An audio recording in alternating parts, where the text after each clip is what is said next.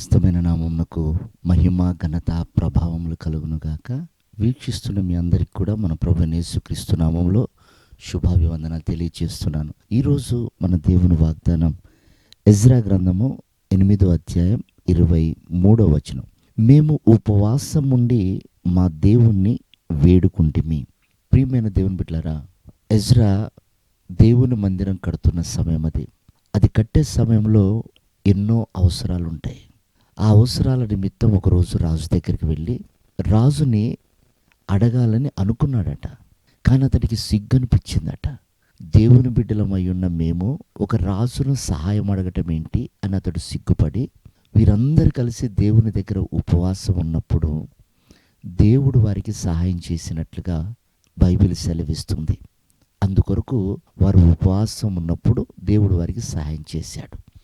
చూడండి ప్రియమైనటువంటి దేవుని బిడ్డలారా, ఉపవాసంలో ఉన్న శక్తి.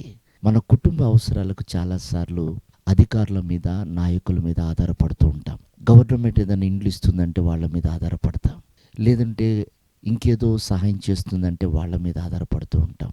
రాజులను ఆశ్రయించుట కంటే యెహోవాను ఆశ్రయించుట మేలు అని బైబిల్ సెలవిస్తుంది. మన కొరకు రాజులను, అధికారులను, నాయకులను దేవుడు లేపుతానన్నాడు. మనం ప్రాకులాటం కాదు, మన కొరకు వాళ్ళని లేపి మనకు సహాయం చేసేలా దేవుడు చేస్తాడు. అయితే ఒకటి, మనం వేడుకోవలసింది, మనం ప్రార్థించవలసింది దేవుణ్ణి. చూడండి, వారి అవసరతల కొరకు ప్రార్థన చేసినప్పుడు దేవుడు ద్వారాలు తెరిచాడు. అంత మాత్రమే కాదు ప్రియ దేవుని బిడ్డలారా, బిడ్డల క్షేమం కొరకు ఉపవాసం ఉండి వారు కన్నీరు కార్చి ప్రార్థన చేశారట. చూడండి, బైబిల్లో యోబు తన పిల్లలు పాపములో పడతారని, తన పిల్లలు చెడిపోతారని, తన పిల్లలు ఒకవేళ సమృద్ధిలో దేవుణ్ణి మరిచి ద్వేషిస్తారని అతడు ప్రతి అరుణోదయమున వాళ్ళ కొరకు బలిపీఠాలు కట్టి బలులు అర్పిస్తూ ఉన్నాడు. కనుక ప్రియ దేవుని బిడ్డలారా, మన క్షేమ స్థితి కొరకు, మన అక్కర్ల కొరకు, మన బిడ్డల క్షేమము కొరకు, మన కుటుంబ అవసరతల కొరకు ఉపవాసం ఉండి ప్రభు దగ్గర వేడుకుంటే అది ఎంతటిదైనా నా దేవుడు సహాయం చేస్తాడు. మనుషుల దగ్గరికి వెళ్ళకండి. ఒకవేళ సహాయం చేసిన మరుసటి రోజున మనల్ని ద్వేషిస్తారు.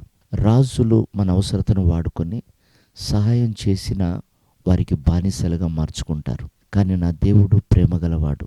మనకు సహాయం చేయటం మాత్రమే కాదు, మనకు తోడుండి శత్రు బారి నుండి కాపాడగలిగే దేవుడు.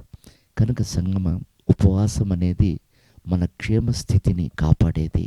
మనకు లోకంలో ఎలాంటి అపాయకరమైన పరిస్థితులు రాకుండా మనకు తోడు ఉండేది. కనుక ఉపవసించి ప్రభువుని వేడుకున్నప్పుడు ప్రభు చేసే ఆశ్చర్య కార్యాలు మనము కూడా అనుభవించుటకు ఉపసిద్దాం, ప్రార్థన చేద్దాం, మన సమస్యల నుండి పరిష్కరించబడదాం. ప్రభు అట్టి కృప మనందరికీ దయచేయను గాక. ఆమేన్.